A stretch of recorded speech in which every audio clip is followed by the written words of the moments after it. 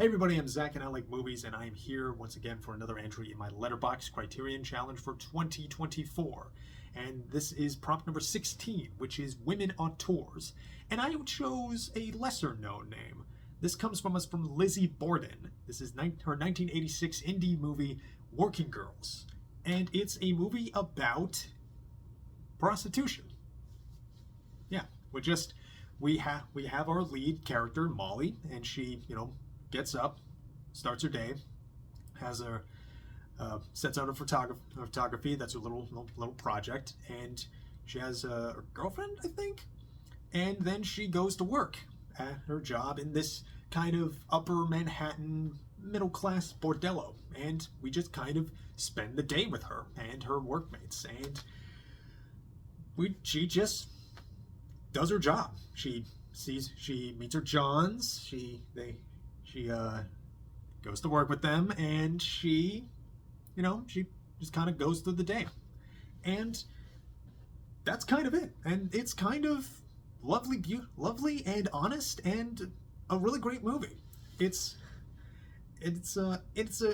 interesting because this is a movie, especially for the time it came out in 1986. This movie is about women in sex work, but Lizzie shot this and made this full intent of just like removing any sense of eroticism. There is nothing titillating in this movie, and that's really what makes it so unique, especially since, like, in so many movies and so much of our media, sex work just in generally, be it on the street prostitution, or these sort of high class bordellos and call centers, and just even OnlyFans, and all that. It's all this like moralizing and just sense of shame being placed on these women. But like, Working Girls is a movie that doesn't just give them like respect and dignity. It kind of it shows them that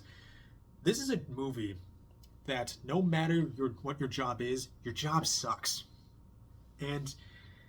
And what's so fascinating about Working Girls specifically is the way that it just like completely shows the sex that these women work for, is that it's completely functional and completely dispassionate, and it's a little hard, and oftentimes it can be a little hard for them, because so many of the like their clients that they see and the appointments they make, they all come in with wanting to make wanting some kind of like emotional connection, or they want to get something out of this. But the working girls, which they prefer to be called, they like are trying to like keep this as like emotionally removed as possible. It's just another shift.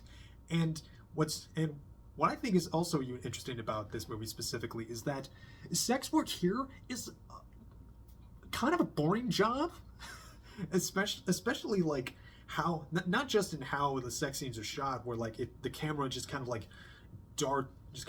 cuts around and just kind of like will like pan, like scan across a body, and like just not like, again, nothing titillating, nothing erotic, nothing arousing in the slightest. There's just enough coldness in how it's shot to kind of like put you in the mind of how the women like move, how the women like just have to work through these things, and they have motion, and it's like almost like you're just falling through the motions. Like, all right, you make your client, the client comes in, you make it feel nice, and you start things up, and you put the condom on, you light on, you work, finishes and all that. Then you go to the cleaning supply closet with your towels and your wipes and all that. You bring that, and then you just scrub it down, and then you're back down in the main lobby, just kind of waiting for the next one. And yeah, it does feel like just kind of punching in the clock as just another day at the office.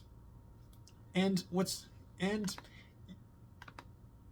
that's kind of it, and that's kind of the movie. We're just kind of spending the day with Molly and her workmates, and oftentimes like the movie is just kind of like showing how how just like banal everything is, and and that's it's so refreshing, even in like our more theoretically sex positive uh,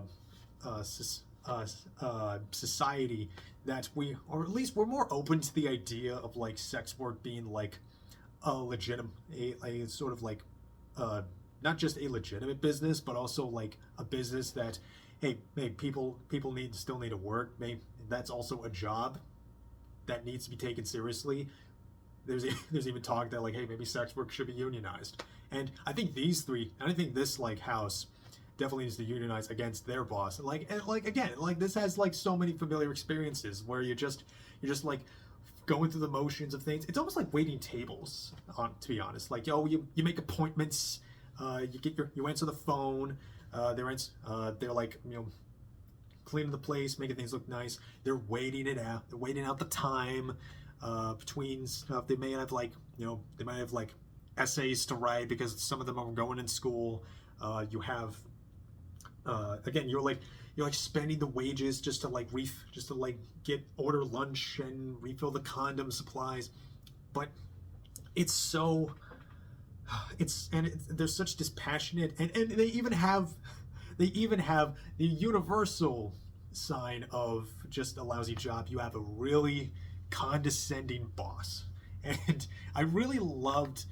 I think, to be honest, the acting was a little stiff here and there. Like one of the girls, Dawn, she's kind of the younger, brattier girls working there. She was a little hit or miss in some of her lines, but honestly, the boss, Lucy, who's like the house lady for this bordello. She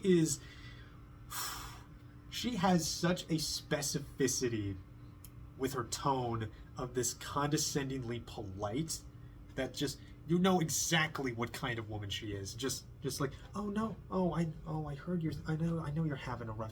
I know you're having a rough shift. You've been here for so long. You've been working so hard. But could you please stay an extra hour? I already booked the appointment. Just and I think that's so like, and I think like that's something that like shows how like again the work just is another place of business. Just the banality of commerce and just the plainness. I even like the really like this like purposefully bland, like cheery decor of this lobby that they're working in. It's like really nice, like plaid, like kind of this tone of purple, and like there's like drink. They have like a drink stand and all that, but there's also these like.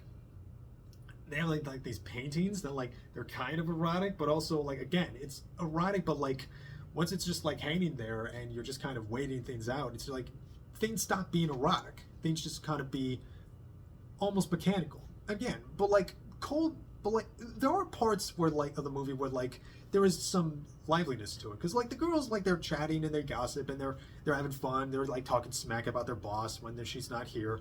And she shows, and like the boss shows up late with this nice coat, and she's like, she's like clearly spent with the money that they made for her to have that.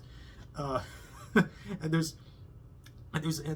some of the clients they meet are, they're memorable, and some of them are kind of, some of them are it's a very varied clientele. One of them is kind of, he's kind of like middle-aged and kind of weird looking, but he's nice. He talks. He's easy to work. He's easy to work through. And another guy's like, it's like a boss. He's like a boss himself, and he thinks he's hot shit, and he's just like very rough with the girls, just like demanding and all. And but then you have like some moments where like where like Molly has like, a sense of friendliness with them, and she likes her regulars because again they're easy. They kind of keep a rhythm to the job. They kind of make it easy for her. And there's nice little insights of the way that she and the other girls like compartmentalize their like keeping their professional lives in this bordello. Just like I'm at work. I'm fine. I'm at work. I have to be at work mentally, but even when like you keep thinking about being at home, like she has Like there's a lovely little scene where Molly, like after she goes to the drugstore to like pick up some stuff, she like just takes a seat by a playground and kind of just watches, you know, the kids run around and play, and she, you know, kind of thinks like, oh, maybe she wants that for herself. Just again, but like, would she want that? Could she have that since she's like, could and it's sort of a moment where like where like a lot of us feel, where like we're just kind of like reflecting about like, I think I see an image for my future, and I don't know if my job is can be part of that future. Sure. And it's wonderful. It's lovely. It's sweet. I would say it's a little, for a movie that's like 90 minutes and some change, it is a little slow. I mean, that is definitely part of the aesthetic and the sort of like show this lingering drabness. But I think it makes the pacing a little bit languid. Maybe it keeps it a little too, kind of a little too rote, kind of too you're kind of like waiting at the dentist's office a little bit. But yeah, it's nice. It's nice. And I really, and it's fun too. I think it earns its classification as a comedy. They have some like really nice, mostly in like not just the jokes that you get told, but like mostly the interactions between like Molly and the other girls, like, or even the way that Lucy is like so specifically condescending and demeaning, in that sort of like friendly way. Like she has this like later in the movie, she has like this new hire that's a black woman, and she like is very friendly about warning her that, well, some of the Johns, prefer the white girls to the black girls, and it's like, lot being said that's not being said with that. And yeah, it's nice. It's a nice movie, kind of cozy, oddly, despite how cold it is, despite how drab it can be, but it's nice. And I also really like the score, as sparse as it was. It's by David Van Tighem, I think is how you pronounce that. Yeah, it comes in every now and then, but it has this kind of like odd clangy percussiveness to it that feels, I don't know, it feels like it feels experimental in a little way. Like you're just like kind of just have like you just have like intrusive thoughts in the back of your head, just like clanging around in your mind, and yeah, it's kind of nice. It's a nice little movie, and yeah, I honestly kind of want, talking about it, kind of want to see it again. It's very sweet. It's sweet in a few ways. It's a little sad in a few ways. It's kind of how we do feel when we're at work, especially when we have to kind of stay at work. You're stuck. You're there longer than you want to be, and the cracks start to show. Things get harder. You can't really compartmentalize, and it's. Yeah, it honestly hit hard in a little places, because I've been like going through like those similar emotions, like, oh, can I really stay here? I don't think I can.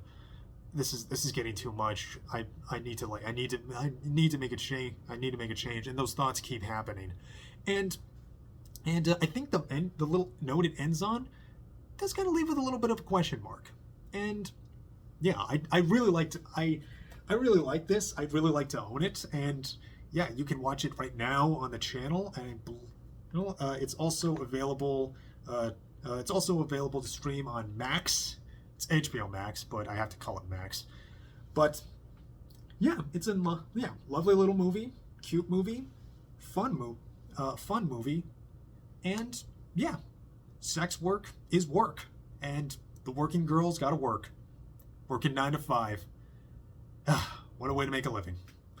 So yeah, that's Working Girls, and that's my review. And I'll be seeing you. I'm Zach. I like movies. I have a lot more movies to watch, and I will see you all later.